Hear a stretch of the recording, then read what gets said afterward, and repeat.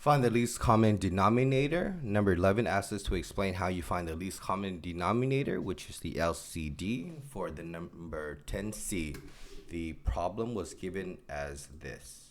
Okay, there are multiple ways to do it. However, we can just list them out for the sake of this. So we have 5, and let's go to the multiples of 5. 5, 10, 15, 20, 25, dot, dot, dot, dot, dot, dot, dot.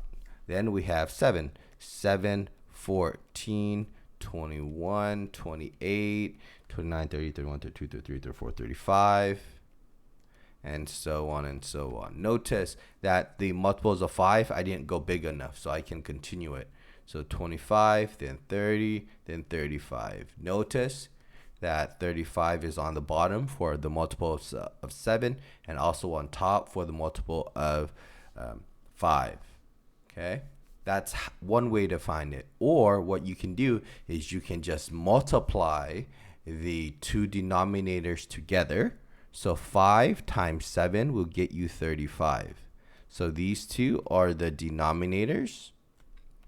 And if you multiply them together, you will sometimes get the least common denominator. Okay.